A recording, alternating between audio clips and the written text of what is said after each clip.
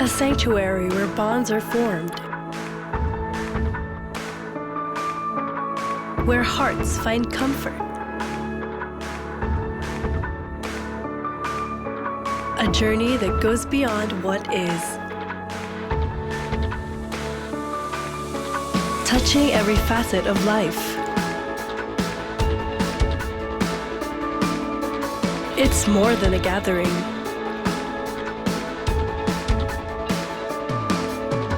It's a harmony of shared experiences.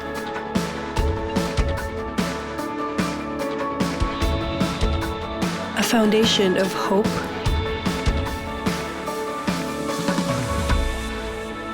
a vibrant mosaic of life's joy and challenges. A space for support and a sense of belonging.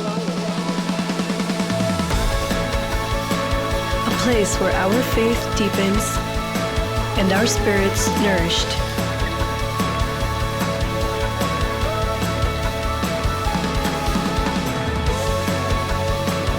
Let's journey together. Let's start now.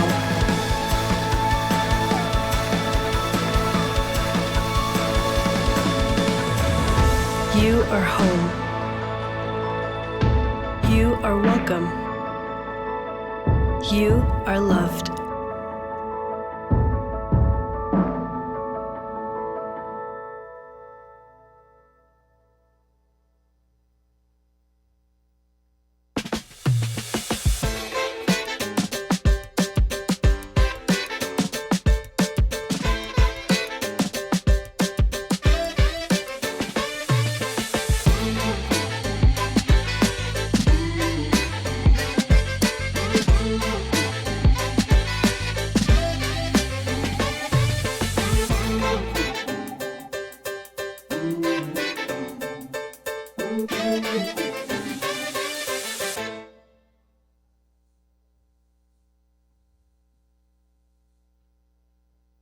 Good afternoon! Good afternoon. What a wonderful Sunday!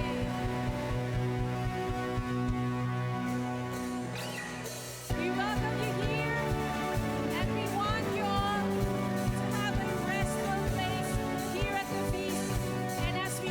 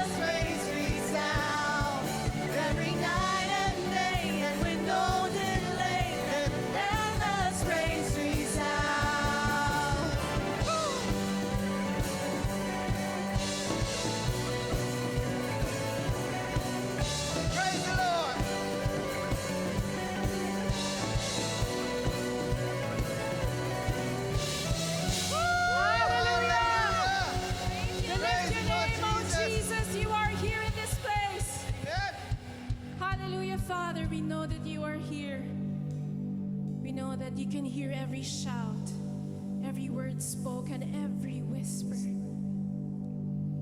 You see us, you are here, and you love us.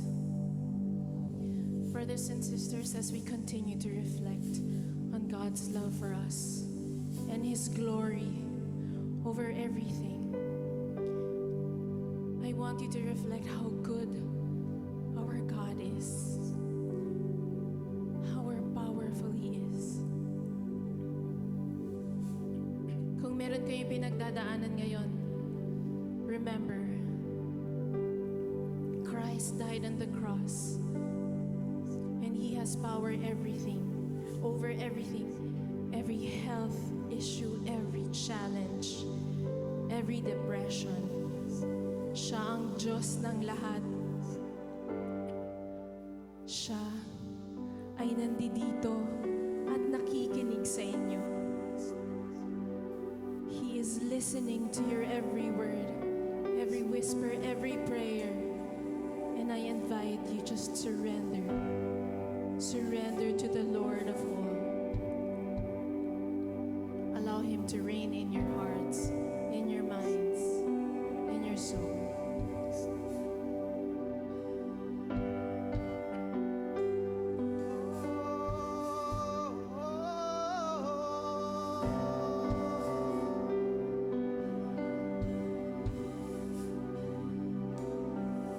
Araw at buwan, dagat at lupa,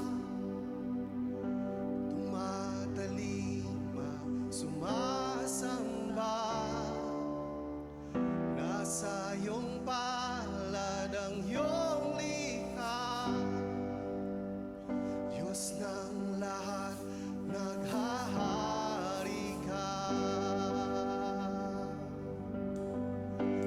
Kapayapaan at kanlungan, sa hirap man o kaguluhan, tanging ikaw lang ang kailangan. Diyos ng lahat, naghahari ka. Lift your voices. Once again. Sa ngalan mo, kami lubusang naligtas. Sa ngalan mo, malaya magpupuri sa iyo kailanman. O Jesus, Diyos ng lahat, Diyos ng lahat.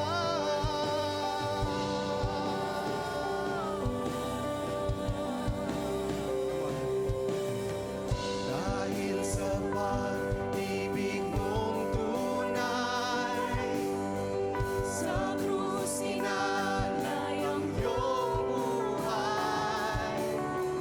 Kamatayan di magtatagumpay.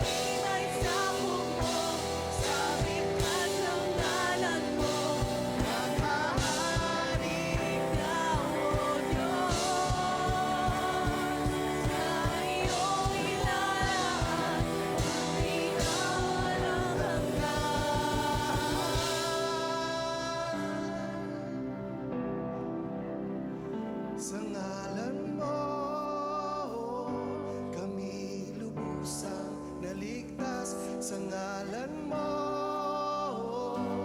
malaya, magpupuri sa iyo kailanpaman. O Jesus, Diyos na lahat. Come on! Sa ngalan mo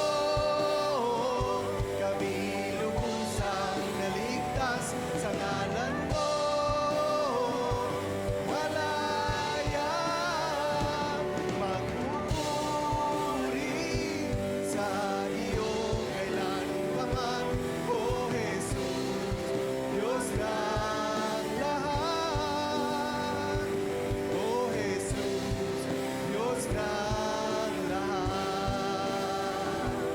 O Jesus, Diyos ng lahat. O Diyos, Diyos ng lahat.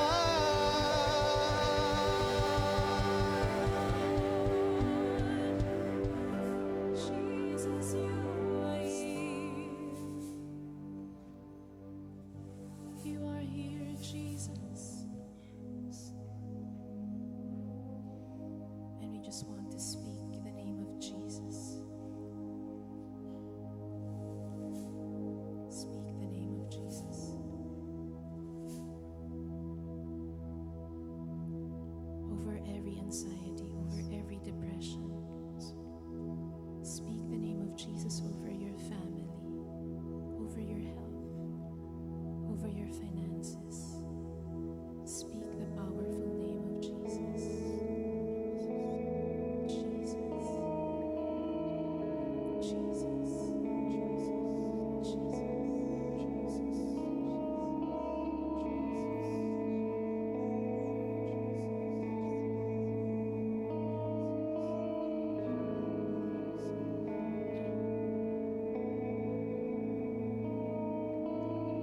Just want to speak the name of Jesus over every heart and every mind. 'Cause I know there is peace within your presence. I speak Jesus.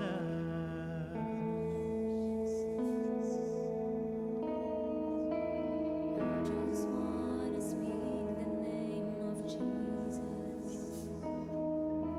till every dark addiction starts to break,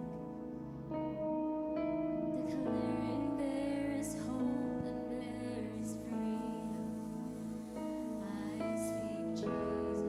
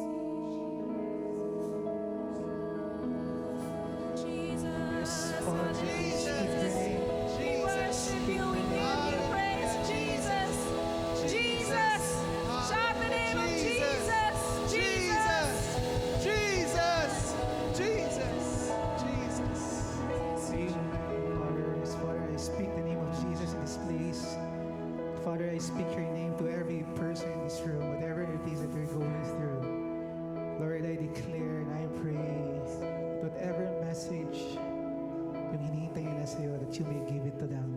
I pray and I speak blessings, I speak grace, I speak miracles, I speak abundance, I speak your name, the name of Jesus in this place. In Jesus' name, amen, amen, and amen, amen. Can we just give a clap offering for the Lord? Praise you, Jesus. Amen. Good afternoon, Feast Mandaluyong. Good afternoon. Yan, can you just stop the person beside you? Sabihin mo sa kanya, magandang hapon sa'yo.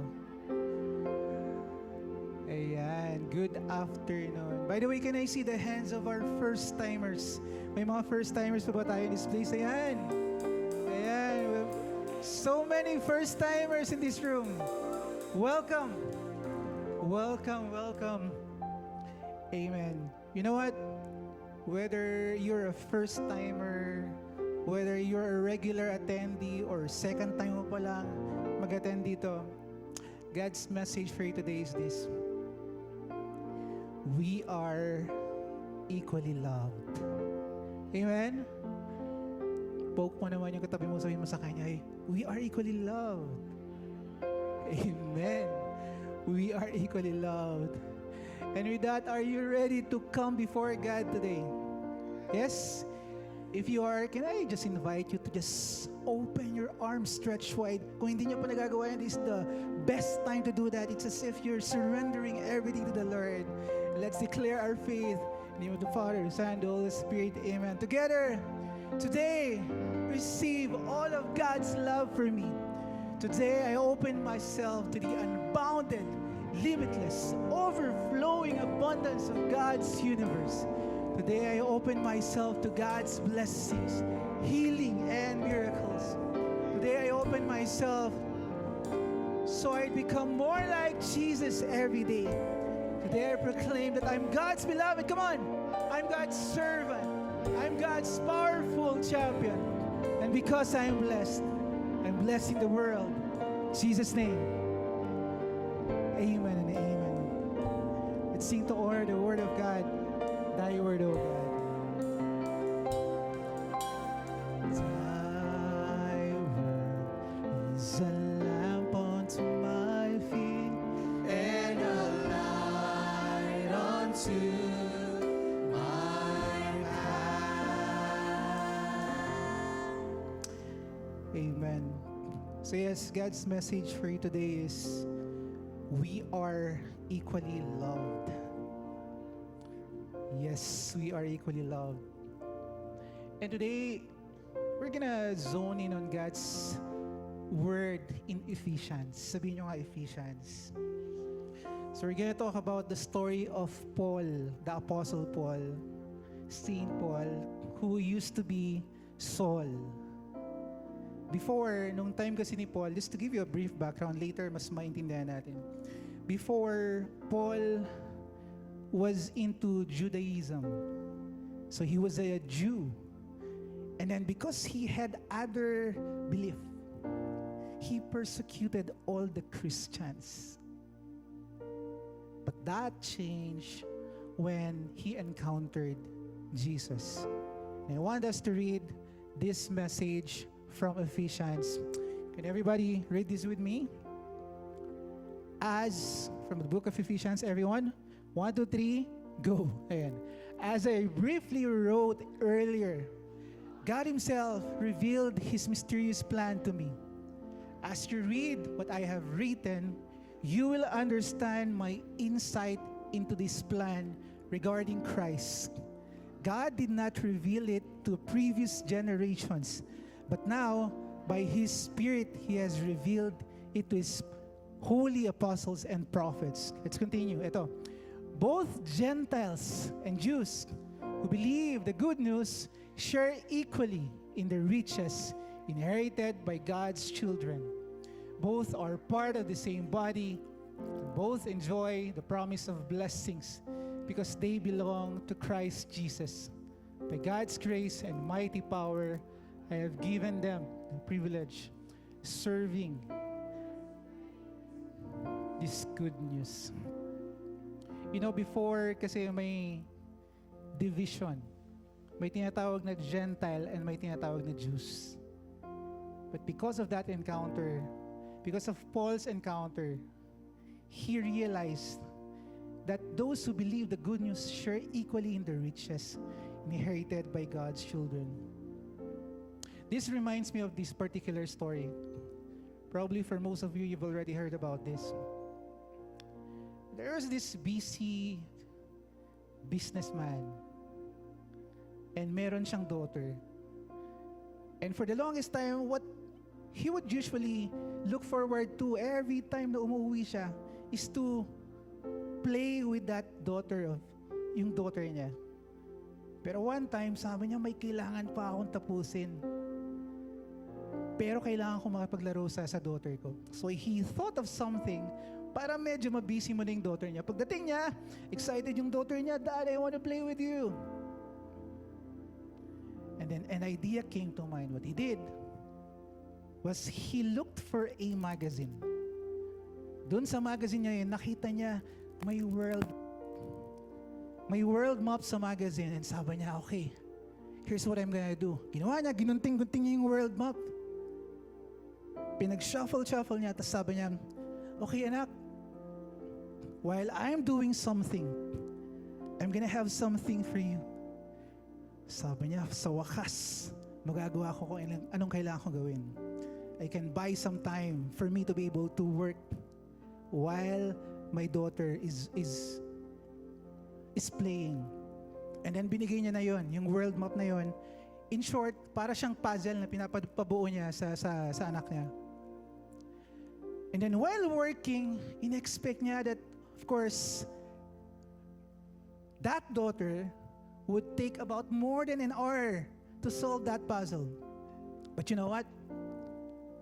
After just 30 minutes, yung daughter niya bumalik sa kanya. Dad, I'm done. Look, I've already solved the puzzle. And sabi niya, imposible, 30 minutes pa lang na-solve mo na. Paano mo nagawa? And his daughter sabi niya, I realize, doon sa likod ng world map, there's a picture of Jesus Christ. I use that as a guide for me to be able to solve this puzzle. And friends, why am I sharing that with you? Because in this world, magkakaiba man tayo, but there's this one person binding us together. And that is Jesus Christ. Amen? And probably for some of you, that map represents you. Punit na, gunting na, hirap na. But God is telling you today, just look for the face of Jesus. Just look where Jesus is. And He will solve whatever puzzles you're trying to solve. Gaano man yan kahirap isolve. Gaano man yan katagal isolve. Because He wants to solve whatever it is that you've been wanting to solve in your life. Amen? So can I just invite you to just close your eyes as we feel God's presence. Whatever it is that you're praying to the Lord, just give it to Him. Surrender everything to the Lord. Father God, we lift up all our prayers. Despite our differences, we know, Lord, that we have one God, one Jesus who can bind us all together. And so we lift that prayer to you today. Receive your grace. Receive your embrace. In Jesus' name. Amen and amen. Sing to her the word of God. Thy word, O God. Word is a lamp unto our feet and a light unto my path. Oh, glory to God. Can you give God a clap offering? Amen. Before you take your seats, can you just stop the person beside you? Sabihin mo sa kanya, we are equally loved. We are equally loved. Amen. Are you happy you're here? Parang ito yung masaya kasi sila yung sumagot. Are you happy you're here? Ayan. Today, we're gonna understand the perspective of Paul, kung saan siya nanggagaling. So, I'm gonna let you watch the A video first. Why, kung bakit siya, ganun yung perspective ni Paul, for us to better understand his perspective. And, bro, can you flash We the set up video? a hidden camera experiment to see if this woman would stand up at the sound of this tone, simply because everyone else is. You might be thinking you'd never go along with this. Or would you?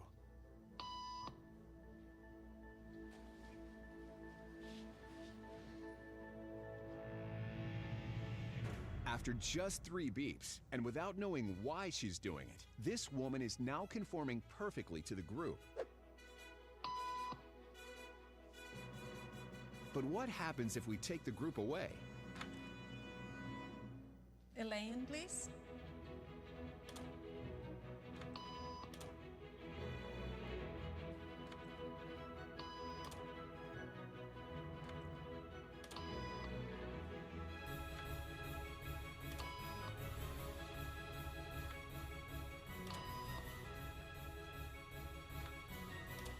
Okay, now she's alone. The crowd is gone and nobody is watching her, except our hidden cameras. What do you think she'll do?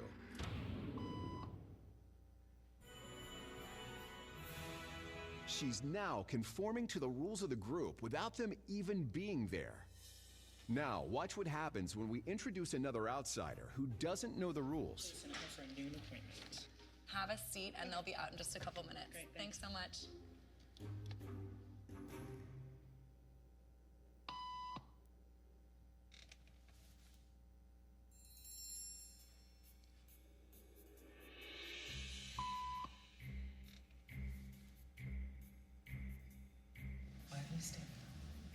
Everybody was doing it, so I thought I was supposed to. Think she'll teach the new guy what to do?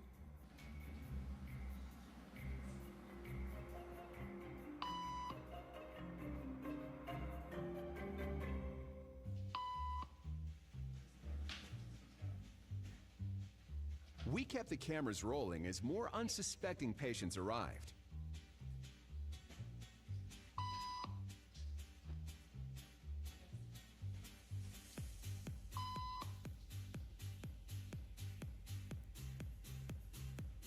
And slowly but surely, what began as a random rule for this woman has now become the social norm for everyone in this waiting room. Here to explain what's going on in their brains is Jonah Berger of the University of Pennsylvania. This sort of internalized form of herd behavior is part of what we call social learning. Ayan. So, familiar ba yung video na yun sa inyo? Remember, especially the first-timers. Can I see the hands of the first-timers again? Ayan. Welcome to the feast. Napapansin nyo ba kung ano yung environment nyo? It's very important because you conform to the norm of that environment. Yes? Oh, parang wala na sumasagot. Yes. And that's also what happened to Paul. What happened to Paul? So for those, just a quick background lang, who was Paul during that time? Paul was into Judaism. So ibig sabihin, ang pinapractice niya is, he was a Pharisee. Pag sinabi kasing Pharisee nung panahon ni, before even the time of Jesus, ibig sabihin, they were not practicing Christians pa. They had other laws. Ang tawag doon is Torah. And then in their Bible, there's this Leviticus, yung mga Numbers, yung mga Deuteronomy. So yun pa yung mga pinapaniwalaan nila. But then Paul, at this time, when he knew about the Christ, when he knew about Jesus Christ, he was persecuting them. Meron ba sa inyo dito yung mga bagong salta pa lang, so kunyari office nyo o kaya hindi nyo pa sila kilala, tapos hindi nyo sila masyadong pinapansin. Ganun si St. Paul. To even the point na he was actually persecuting them. He was persecuting them, and then he got to know Jesus Christ, and that's when the conversion happened. And there are two things that Paul would want us to learn from these two miracles. How many? Ayan, so buti na lang meron bang sumasagot dito. Two miracles. So the first one is, we become new temples. Sabihin nyo nga, we become new temples. So it says here, for this reason, I kneel before, bro, can you flash from Ephesians? And we become new temples. And thank you. And palakpakan naman natin yung tech natin. And can everyone read this? We become new temples. Everyone, for this reason, I kneel before the Father, from whom every family in heaven and on earth derives its name. I pray that out of His glorious riches, He may strengthen you with power through His Spirit in your inner being, so that Christ may dwell in your hearts. So what Paul is saying here is that when you get to encounter Jesus Christ, the objective or the goal is for us we become new temples. What does that mean? You know, it was way back to 2012, when I moved to Manila from the province. Back then, I was a struggling registered nurse. And back then, ang goal ko lang talaga kung bakit gusto kong pumunta sa Manila is because I wanted to become a cruise ship nurse. Iniisip ko I would travel the world for free and at the same time earning dollars. But you know what? That did not happen because I got to know the fees. I got to know the fees, and eventually my life changed. Now, hindi nga ako nagta-travel the world for free, but I get to have things at my own pace, at my own time. So I work from home. We have a digital marketing agency. So that's what we do now. So that's the first miracle that God wants us to understand from this. We become new temple. And the second one is this: we understand God's love. Can everybody tell this? We understand God's love.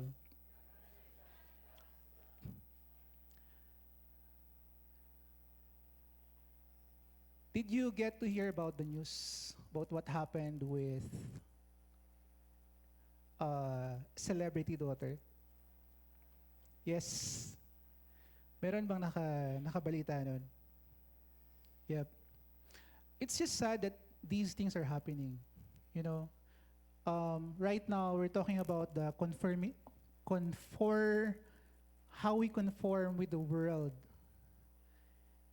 And para sa akin, it's really important who you surround yourself with, especially the environment that you surround yourself with. You know what?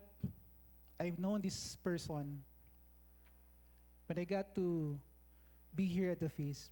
I've known this person for the longest time. He's been searching for the Lord. And it even came to a point na umabot na siya ng pagiging atheist. He was asking God kung meron ba talagang Diyos. Did you even ask yourself, umabot na ba kayo sa punto na, did you even question God, meron ba talagang Diyos? Ay, salamat, buti ako lang pala yun, ano? So hindi nyo na-experience, pasensya na. So there was this one person who shared this with me, and sabi niya sa akin, you know what? For the longest time, I was questioning God. It even came to a point that I became an atheist. And so what we did, we invited him here at the feast. And praise be to God, because now, unti-unti, he is immersing himself to the love of the Lord. Everyone, I'm pertaining to my brother-in-law, is seated at the back. His name is Lyndon. And So why am I sharing this with you? Because in this world, there are so many noises. There are a lot of conformities, maraming bagay na pwede silang masway kung saan man sila masisway. But God is inviting us today to share that love for us to overflow. Because hindi natin alam kung sino yung matatouch nating mga tao. Amen? Can you just tell the person beside you again, God loves you. So friends, we're inviting you, especially for the first-timers, we invite you to be here every Sunday. You're part of God's family now. And I hope it doesn't end there. We invite you as well to invite your friends, your siblings, your family members to be here with us. Kasi hindi natin alam kung gaano kalaki yung impact na yon just by inviting them. We don't know what it means to them. Amen? So to share more of God's love, can we all welcome Brother Eb Magtuba? Thank you, Brother March. Palakpakan natin si Brother March. Everybody say, we are equally loved. Yan, sabihin mo sa katabi mo, we are equally loved. Okay. So, ready na ba? Okay. Okay. Let's go. Ayan. Let's be real. How many miracles yung sinabi ni Paul? Ginanon ko na, oh. Sagot naman. Grabe. How many? Yan, two. Alam mo, the effectiveness of the speaker depends on the audience. Ask me why. Because I need your permission to allow the message to enter into your mind. Would that be okay? So allow me to send the message to you. Yan. So let's be real. When different people, different kinds of people gather together, no, with different backgrounds, different temperaments, different personalities, sooner or later, I believe sooner, magkakaroon ng misunderstandings, magkakaroon ng hurts, magkakaroon ng offenses and fights. Yes or no? Yes. No? Our feast is a very good example. Right now, you may be seated, katabi mo siguro or nasa likod, alam mo yung someone who last election voted for the candidate whose mere mention of his name boils your blood. Baka yung katabi mo binoto yung candidate na, narinig mo lang, naiinis ka na.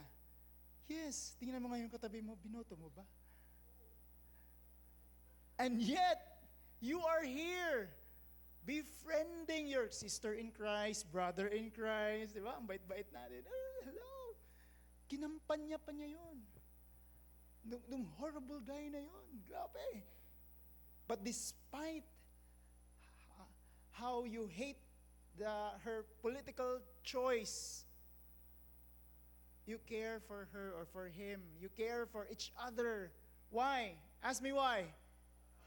Because we're here in the church under His name.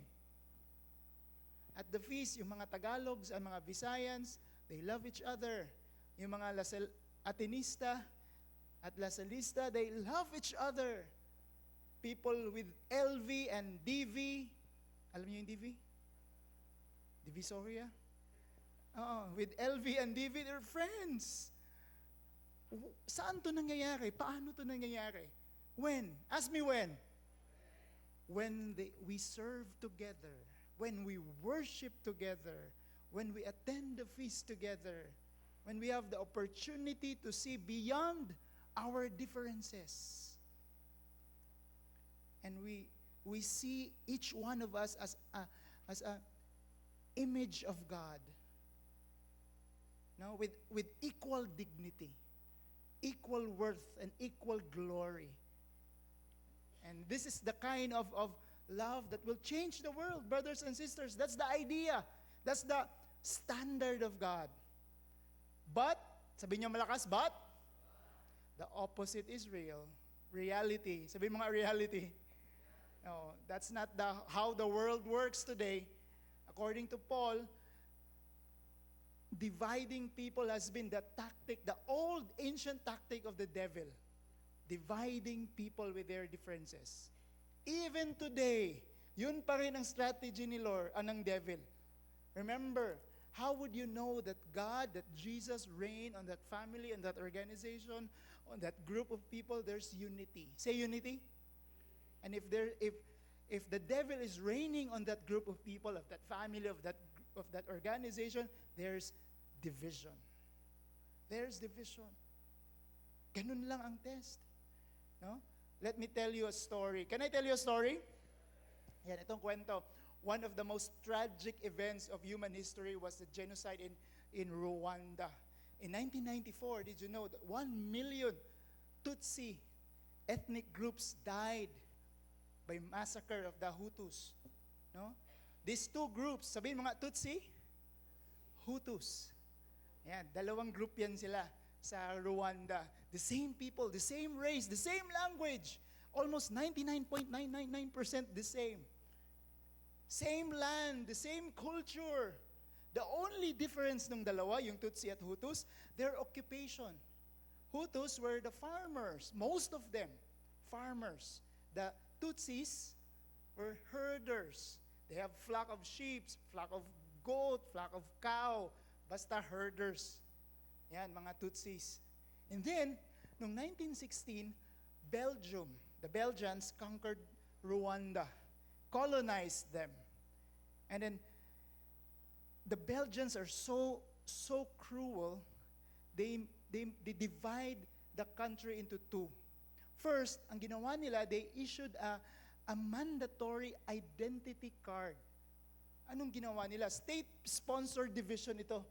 When sineparate nila yung mga Hutus at mga Tutsis. May ID, may national card. And then, fast forward, when independence came to Rwanda, 1962, what happened is, yung conflict between the two groups are so intense and so deep. They hate each other already. Kahit wala na yung colonizers nila. And what happened is, yung isa sa mga tribe ng Hutus na extremist leaders used mass media to spread hatred. The message of the Tutsis, that ang mga Tutsis daw ang enemy, that they're planning to kill us. So what we do is self-defense. We kill them first. Ganun ang message. Ganun ang messaging. Radio and TV. And then one day, are you still listening? One day, there was a call to arms. There was a call for bloody killing. A massacre happened in the whole country. Former neighbors, no? Kasamang kumain. Former playmates, former churchmates, worshiping together in church. Friends, neighbor, churchmates, relatives even, now killing each other with knives and machetes. And in 100 years, 100 days, how many days? During that 100 days of massacre, almost 1 million ethnic Tutsis and some Hutus died. 7% ng whole country na population nila killed in a bloody way. No? In a spiritual perspective, brothers and sisters, we believe the people allowed the demons to possess them. And through human history, this continues to happen today. Let me tell you a very personal story. Continuation ito sa general story. A former friend killed his family. And how can he forgive them? Ang pangalan ng dalawang character nito, Stephen at saka si Matthias. Si Stephen, isa siyang Tutsi pastor. Tapos si Matthias, isa siyang Hutu farmer. And then, they're neighbors in a small village in Rwanda. Then one day, Pastor Stephen saw that Matthias, his friend, is in need. So he gave him a cow. Binigyan niya as a gift, no payment. Kasi nakita lang niya, nangangailangan, give a cow. provide for Matthias' family, for milk, for fertilizer, kasi may manure ang cow, and extra income also. But in April 1994, Pastor Stephen heard the news, yung massacre na nangyayari na, ongoing. So what happened is, he gathered his entire family, his entire clan, fled their home. And in the middle of the travel, hindi pa sila nakakalayo, it's too late already. He saw, Pastor Stephen saw, mga kasamahan niyang mga Tutsis, surrounded by that Hutus. No? Ay nakita niya doon, yung friend niya na binigyan niya ng cow. Anong pangalan? Si Matthias. With a machete in his hand, looking at them. And what did Matthias do? He attacked his family.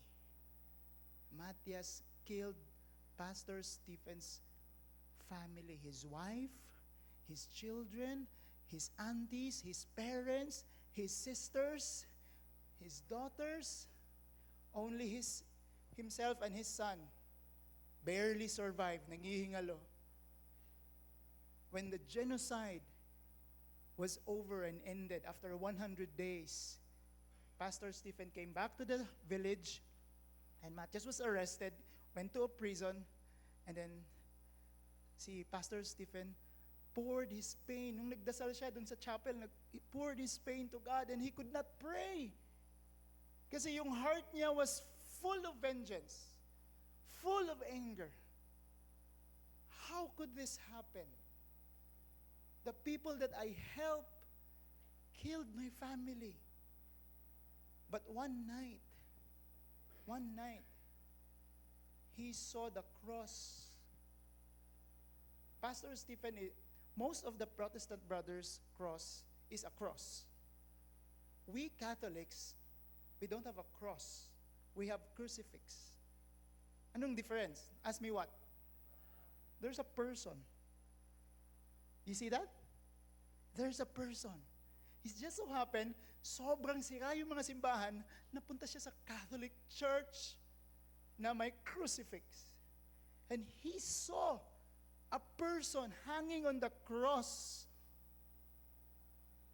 And then during his prayer, God impressed on Pastor Stephen, Father, when that moment, when the Roman soldiers is killing Jesus, what did Jesus pray? Father, forgive them, for they don't know what they are doing. That's the repeated message na dumating kay Pastor Stephen. Forgive them, for they don't know what they're doing. And it was, Pastor Stephen began a small steps towards forgiveness. One day, Pastor Stephen went to the prison, preached on a very crowded prison, where Matthias and the whole gang of Hutus who killed his family was imprisoned. And then when Matthias saw Pastor Stephen preaching, natakot siya. Sabi niya, nako. He hid himself, fearing that Stephen would kill him and will never forgive him. But Stephen found Matthias, nagtatago. Talagang intentionally pumunta siya. Kinausap niya yung kaibigan na guard. Kunin mo yun. Natatakot na si Matthias. Sabi niya, patay. But the moment when they encounter each other, miracle happened. Stephen told Matthias to forgive. To forgive. He said, Jesus told me in my prayer to forgive you in killing my family. Of course, hindi ganun pagkasabi. With all the tears, with all the anger, but the decision is there. Question, will Matthias repent and change his life? Yes or no? Yes or no? Alam mo, after 10 years in prison, 10 years pa, hindi instant. After 10 years, Matthias was released of good behavior, and most days current now, Matthias and Stephen preached together in Rwanda. Alam mo ang core message ng preaching nila? Sabihin nyo ano? Forgiveness. Forgiveness. Can you imagine preaching together the person who killed your entire family? What a message. What a message. Pastor Stephen says that after the genocide, I made a lot of friends. But because now I forgive, I have no enemies. And I have friends. And his name is Matthias. Ayan. Matthias. Lagpakan nyo nga si Lord. Grabe, nung binabasa namin, yung nire-research namin yung story, sabi ko, ito na yung talk. This is the talk. This is the whole thing. No? But let me show you again. The walls of division. Let me show you the walls of division. Kasi currently, right now, in our reality, we have a lot of walls. We have that causes divisions. Pwede rich. Palagpakan niyo muna si Marshall and Minette. Yay! Napilit lang yan. Ayan, so, walls of rich, church, unchurch, may iba yellow, may iba green, red, may iba poor, outsider, insider. We have a lot of divisions. Say divisions. And in our own life, the question is really, who are the Tutsis in your life right now? In your heart? Who do you consider outsiders? People that you don't like. Do you know someone that you don't like? Yes or no? Ako lang ba? Yes or no? Grabe, ang sama ko pala talaga. Ako lang. For this talk, we will talk about 3 walls, big walls in our society. Thank you. 3 big walls. How many walls? 3. Number 1, political. Number 2, economic and religious. Political. No? All Marcos loyalists are bobo. Yun ang palaging message. And all Duterte followers are Dutertads. And all Robredo allies are self-righteous and elitistas. Narinig nyo na yun? Ganun palagi ang messaging. We view the other camp as just a political opponents. But as morally bankrupt, they are enemies of nations. Ganun. We dehumanize them. Kasi iba ang perspective nila politically. And in the process, we lower their dignity from human being into a supporter, political supporter. Reducing them into an ugly label already. Instead of a human being with a full dignity as created in the image of God. But Paul, through Ephesians, the book of Ephesians, yung binasa natin kanina with Brother March, tells us to sit down. Sabihin mo nga, sit down. Sit down. Listen first. Even though we don't agree. To listen and to understand first before to be understood. Not to flee. Political. Uncomfortable kayo? Yes? Ito, mas matindi pa. Economic divide. Economic divide. Some view as poor people. Ang stereotype nila sa mga poor people, tamad. What's the Filipino of tamad? What's the English of tamad? Lazy. Baliktad na tuloy. Some people say bobo, stupid. No? While rich, they are viewed as greedy or oppressors. Pero totoo ba talaga ito? Is this the truth? Most poor people that I have met are hardworking. Sa totoo lang. You can see them around. Everywhere. Small business people. No, nagkakaroon ng sari-sari store, mga vendors, selling taho, selling lugaw, fishball on the streets. You know, to pull that up, they need to wake up very early in the morning. and stay late at night for inventory just to feed their children. I meet also rich people who's very generous, who serves the people under them, self-sacrificing with love and humility.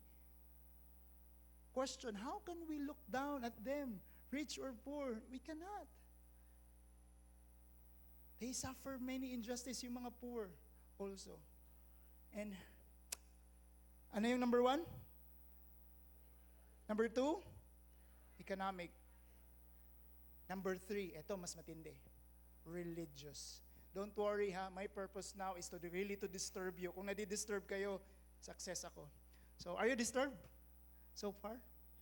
Di pa. Sige, ito pa, last. Subukan ko para ma-disturb talaga. Religious. Say religious. Religious divide. Alam mo, in many circles, there are church and unchurch. Kayo, you're considered church. Why? You're inside the church. You are church people. Nag-a-attend kayo ng misa, nag-a-attend kayo ng praise the Lord, di ba? Nag-a-attend kayo dito. You're church people. But there's a religious division sa mga unchurch. People who don't go to church, people who hate the church. Pag nakakita ng simbahan, ganyan. Ayokong pumasok, baka yung sungay ko, ganyan. Baka masunog ako. Ganyan mga comment. They're unchurched. No? They're unchurched. But at the feast, alam mo ba, we're called to love the unchurched. And here in the feast, our one big message is this: before you believe what we believe, before you behave what we behave, you belong. Sabihin mo nga, I belong. From the first day, you step inside the venue, feaster ka na. Member ka na. Talaga?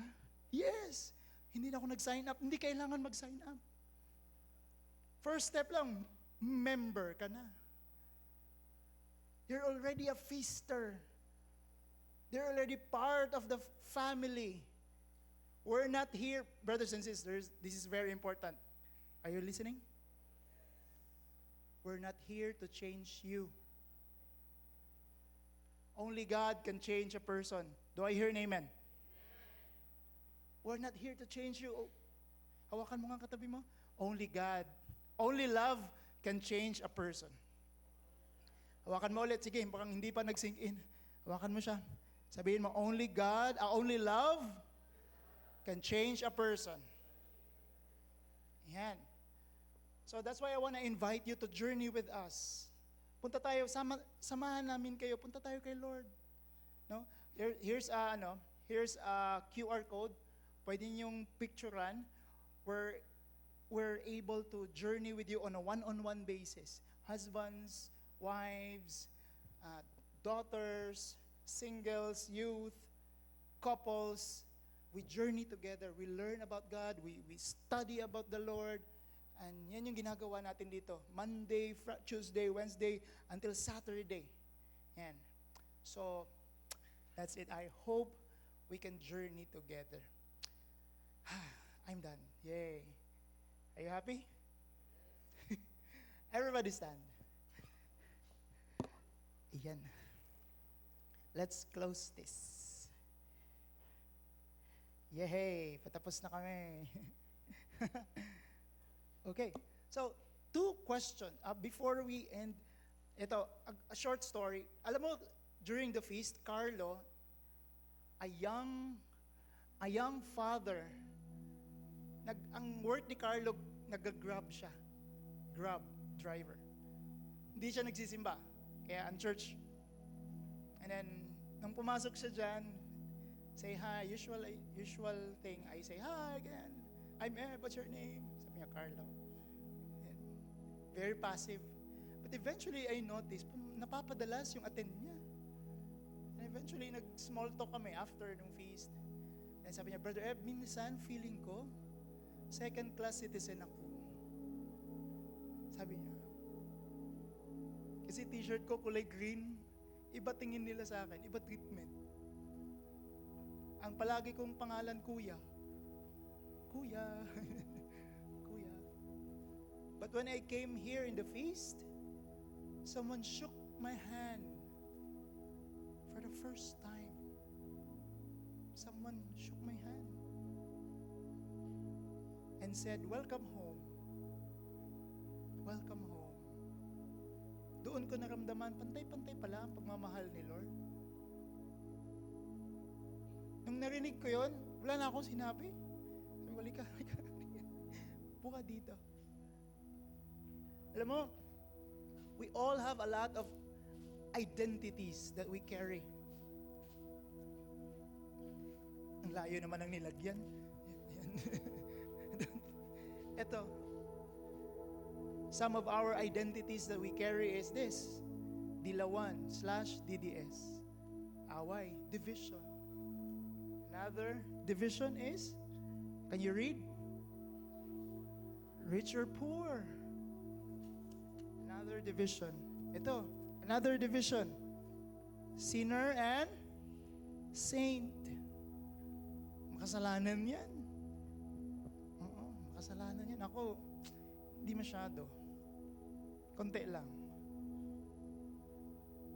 Two questions that to transform our hearts, to create bridges. Number one, who lives outside your personal comfort zones right now? What identity do you carry right now? Yung nagfi-filter sa mga tao na kinakausap mo. Either you accept them or you reject them. Brothers and sisters, today, God is calling you to widen your embrace. God wants to seek out your mutual respect, your friendship to the outsiders, to the people you don't like, people hindi similar sa iyo, political, economic, religious. Because real unity, brothers and sisters, is costly. Costly. Real unity is not cheap. Do you want God to reign in your families? Yes or no? In your hearts? Yes or no? In your friends? Yes or no? In your organizations? Yes or no? The price is not cheap. It requires self-sacrifice, dying to yourself. You must become vulnerable. You must let go of being right versus being loving. The question hindi yung ako tama, ang tanong, ako ba ang magpagmahal? So what brings us together? Do you want to know what brings us together? Lahat ng pinag-uusapan natin, division. Grabe ka, brother. So what brings us together? We cannot do this alone, in our own. This miracle cannot be done with our own effort. That's why Paul ends with a prayer in Ephesians chapter 3, verse 20 to 21. Let's read this together, loud. Now, go. Now, to Him who is able to do immeasurably more than all we ask or imagine, according to His power that is at work within us, to Him be glory in the church and in Christ Jesus throughout all generations, forever and ever. Amen. The devil, the enemy, builds walls and division, but God and Jesus builds bridges. So today, let's tear down the walls. No? Sirain natin. Let's tear down the walls, the division that we cause. Ito din, sama ko na to. Di naman talaga tayo sinner and saint. Yan. Yan. Ano pa to? Dilawan at DDS. O yan. Punitin na rin natin to. Yan. We tear the division. What's this? Rich and tear the division. Ang tigas ng bond paper. Ayan. After we tear all the divisions, one thing will remain underneath. We're all child of God. We're all child of God. Sabihin mo nga, I'm a child of God. Sabihin mo, i-remind mo yung katabi mo. Baka nalimutan. Sabihin mo, you're a child of God.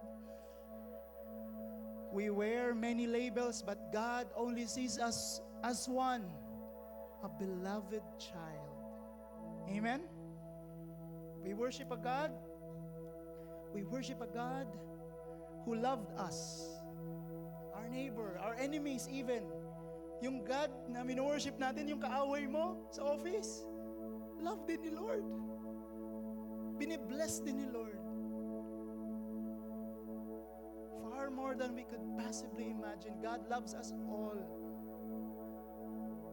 How can God give us His life for broken and imperfect people? Are we sinners? Yes or no? Paano niya nagawa yun? To give us His life for us, sinners. Paano? Jesus showed us the way. And by breaking the divisions, forgive. And in His death, He rises up. And He shows us that self-giving love is never the end. Masakit mag-forgive, masakit magbigay, magparaya. Kasi sila naman talaga ang may kasalanan. But the moment you make that decision, that self-giving love is not the end. You know what will happen? Ask me what? That's only the beginning of a new life. A new life. That God rules in our hearts, in our families, in our ministries, in our businesses, in our office, in our workplace. Because we are all equally loved. Amen? Sabihin mo nga, we are all equally loved. Put your hands over your chest. Close your eyes. I know God is working in our hearts at this very moment. Lord, come. The Holy Spirit be with us. Heal every heart. Everybody say this prayer after me. Say, Father in heaven, thank you for pointing out the lenses that I use to filter people. Help me, God, to widen my embrace. Give me the courage to sacrifice for others, to love for others, especially outsiders, especially my enemies. In Jesus' name, amen.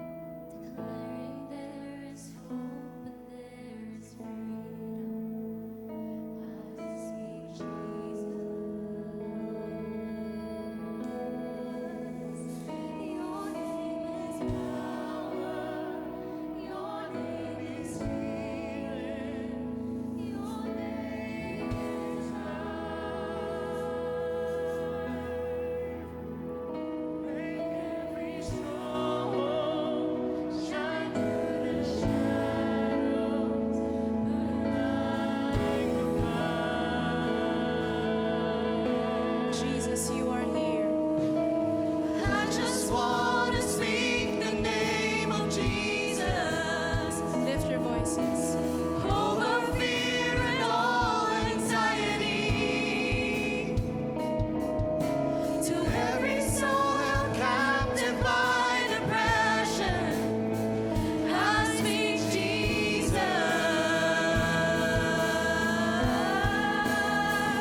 Your name is power. Your name is healing. Your name is life. Break every stronghold. Break every stronghold. Shine through the shadows. Burn like a fire. Your name is power. Your name is power. Your name is healing. Your name is life. Jesus, you are here. Break every stronghold. Shine through the shadows. Burn like a fire.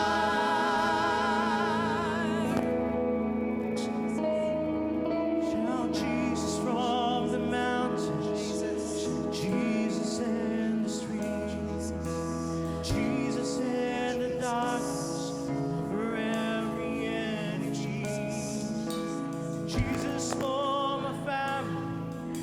I speak the holy name, Jesus.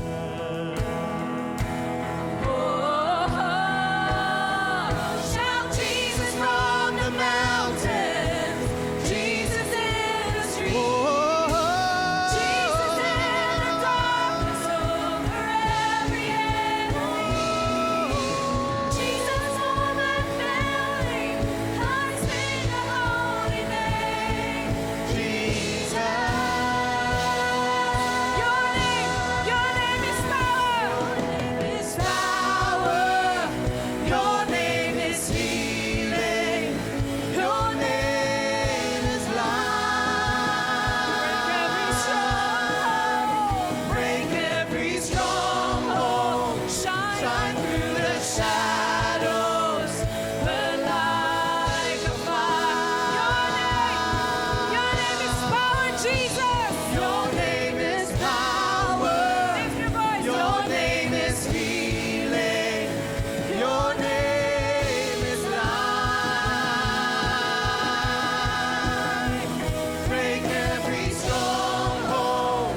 Shine through the shadows. Burn like a fire. Lift your voices. Just your voices.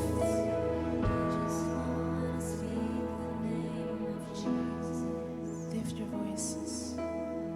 Over every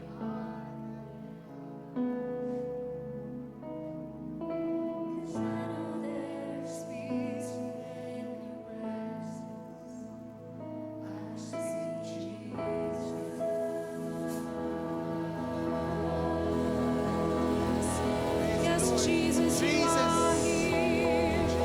And we declare your glory over everything. You are the Lord of all. Diyos ng lahat. And you are here and you reign over everything. And we speak your name over all the darkness. And let there be light. Let there be power. Let there be God's power reign over you.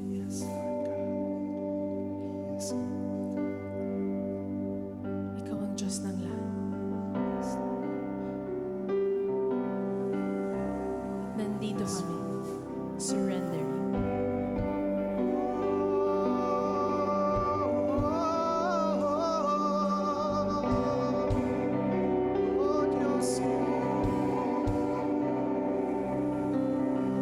Araw at buwan, dagat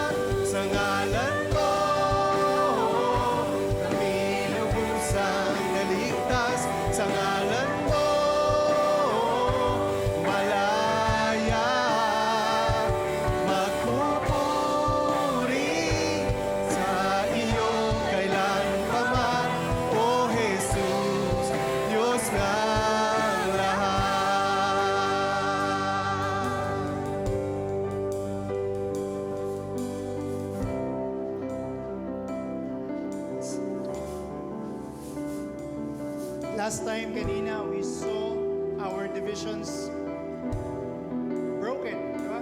We divide. We tear it into pieces. How would I win in life if I was broken? You know what will happen? Ito, I'll show you. When you offer your brokenness to God, when you self-sacrifice when you love, when you give yourself to the Lord and break that division, ito.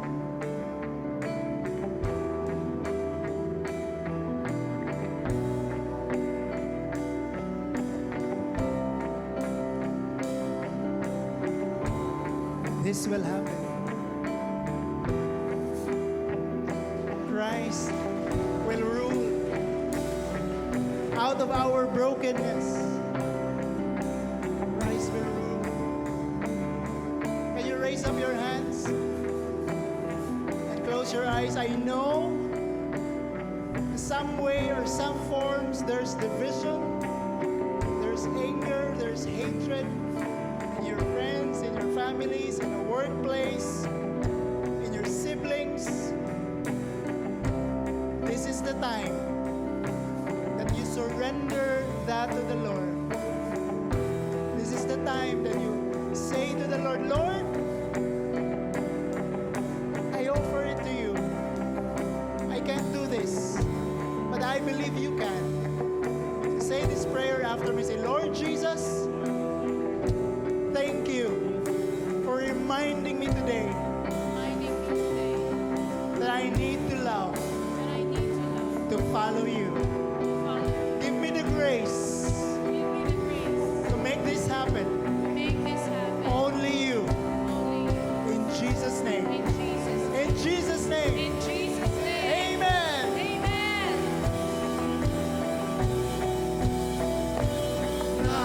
Naghahari ka, O Diyos, kadiliway sakop mo, sa bigas ng ngalan mo. Naghahari ka, O Diyos, sa iyo'y lalaan, papuri na walang hanggan.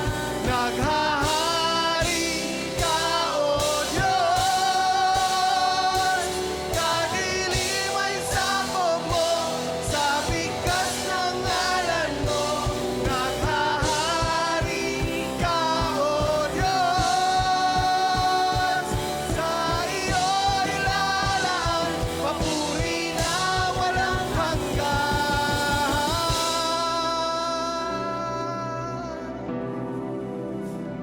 Sa ngalan mo,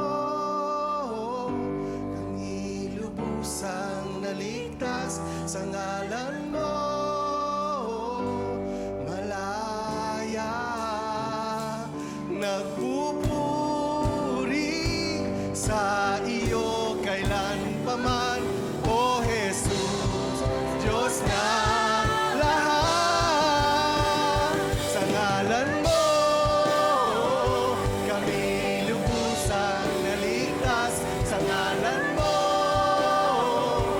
malaya magpupuri sa iyo kailanpaman.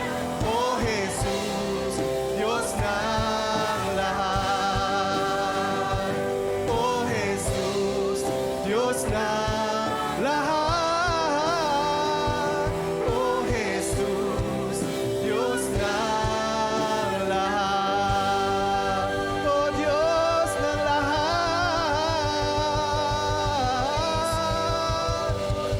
Praise you, Lord. Praise you.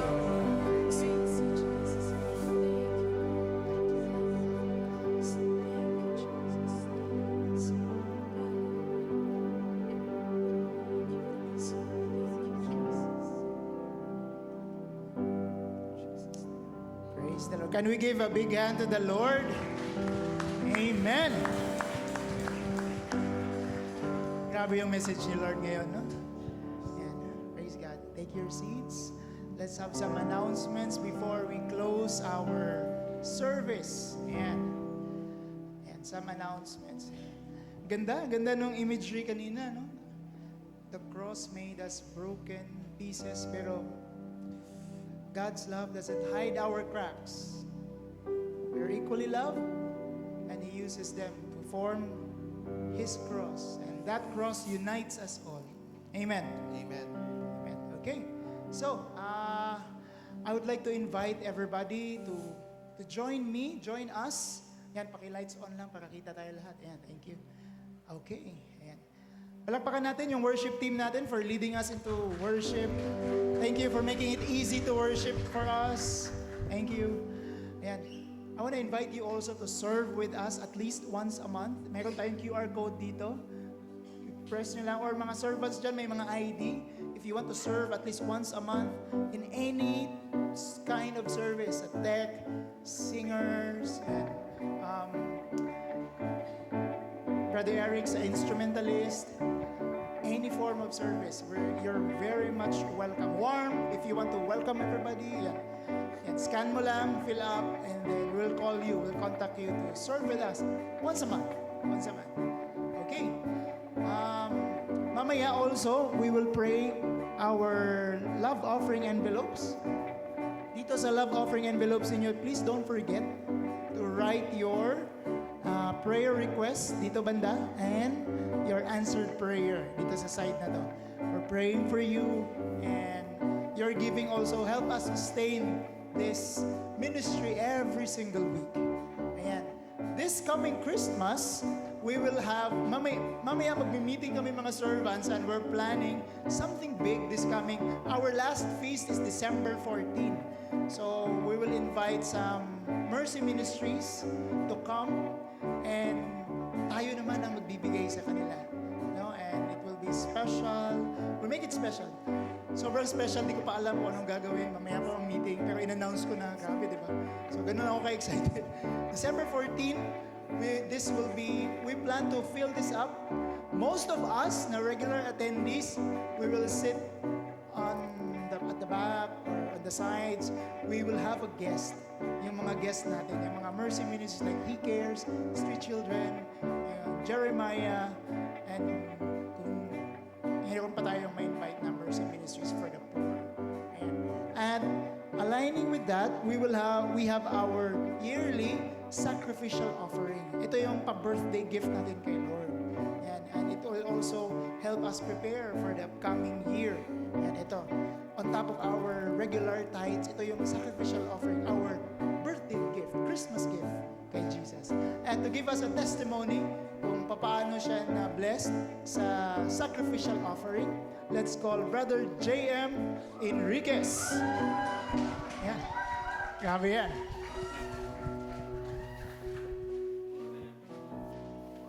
Thank you, Brother F. Ayan. So, good afternoon, brothers and sisters. My name is Brother J.M. Enriquez. So, actually, I've been attending feast since 2009. So, hindi lang ako nag-start sa Mandaluyong, but on Makati Feast. And serving a decade already. Diba? Ang tagal ko na rin, di ba? Ayan. So, I can say na feast talaga, dito talaga ako nagkaroon ng spiritual maturity. And dito ko rin na-meet yung one of my love life. Ayan. I wanna honor my wife. Nandito siya ngayon eh. Pumunta siya. Ayan. Si Ruby. Ayan. Actually, siya talaga yung dapat mag-share dito. Siya kasi yung mas generous sa amin. So, siya yung isa sa mga idol ko pagdating sa generosity. Ayan. You know what, brothers and sisters? We actually practicing na rin naman talaga yung tithing, yung love offering when I started feast. Kasi dito lang din talaga natutunan yon. And when I first heard yung sacrificial offering, alam niyo, sa totoo lang, sabi ko, ano pa ba yung isa-sacrifice ko dito? Diba? We are serving or we are already giving our tithing. And you know what? Yung sacrificial offering pala will help our, di ba? Of course, this feast family. This becomes my second family as well. Yan, pinapalakpakan po yan. And also, ayun, isa yun sa mga naging ano na rin namin every year because you know, we are blessed with the feast. We are blessed already with tithing. And nakakatuwa lang kasi siguro no, kung titingnan ko yung blessing right now, mas malaki pa rin talaga yung blessing compared with sacrificial offering. So, ayun nga, sabi, sometimes, di ba, we want to make, di ba, make it painful, yung tipong talagang you wanna give all or you wanna give more, di ba, to serve, to offer. And, you know, brothers and sisters, last year actually, of course, lahat naman tayo, we've been through lots of challenges. But, Lord, God gave us the, hindi, ayaw maging emotional. Because, isa sa mga blessing na na-receive namin is when our daughter, kasi, we have, may anak kasi kami na, pinanganak na with congenital heart disease. So, it's very hard kasi, ang laki ng kailangan namin finances para mapagaling siya. And alam niyo, brothers and sisters, we are very thankful because last year, our daughter already healed. And alam niyo, sabi ng doctor, nakakatawa lang kasi parang ang bait sa amin ni Lord kasi yung heart niya, kasi meron siyang before butas sa heart and then operahan siya. Ang sabi sa amin ng doktor, thank God daw. Pasalamat kayo kay Lord kasi it's already normal.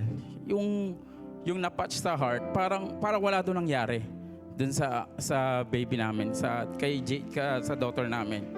And more than the sacrificial na binibigay namin, di ba? God save us, God save our family, our relationship. And you know, nothing compared with the sacrifices with the Lord, right? So, di ba, mas masakit yung sacrificial ni Lord compare sa gagawin natin sacrifices, right? So, that's why I encourage you to alam nyo, time, talent, and treasure given right? We offer to the Lord, but a little more painful from, di ba, from finances. Kasi, iba talaga si Lord, iba hindi, sabi nga ni ni Coach ni Ninang na we cannot outgive Lord, di ba? Pag nagbigay tayo, mas nagbibigay pa siya sa atin na mas malaki. And you know, last thing, sabi nga nung my mentor once said, sabi niya, don't forget the person daw. Don't forget the person on what we become when we give. Di ba? Iba pa rin kasi yung nagagawa sa'yo when you give, parang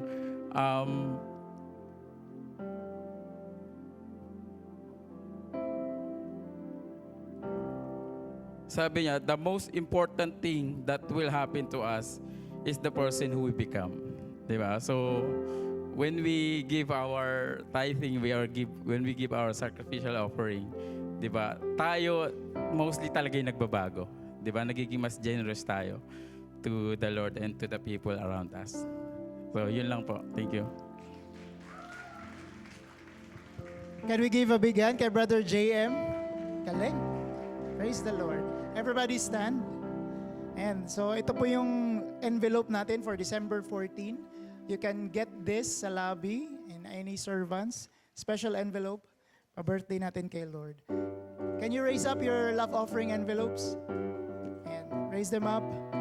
Let's pray for this. This is our hard-earned money, but we made a decision in faith that yes, Lord, we trust you in all areas of our lives, including our finances. We trust you that you will take care of us. Say this prayer after me. Say, Lord Jesus, thank you for blessing me. Thank you, Lord, for all the miracles. Bless me more so that I can give more. In Jesus' name. Amen. Brothers and sisters, with gratefulness in your hearts and smiles in your faces, come, let's give to the Lord.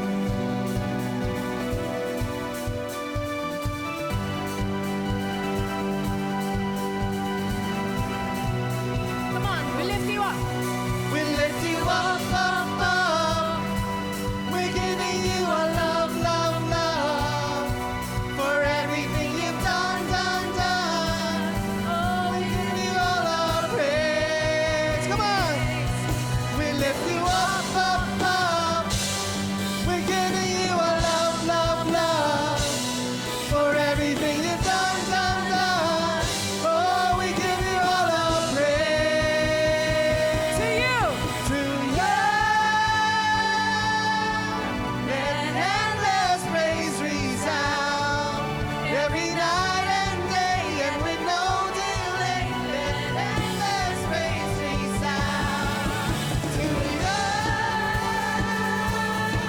Let endless praise resound every night and day, and with no delay. Let endless praise resound.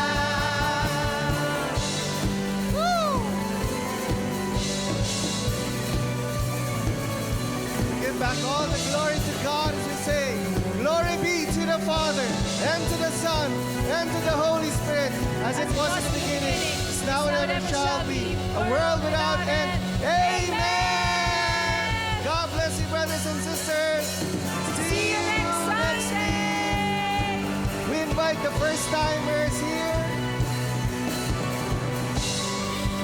On this side, the first-timers.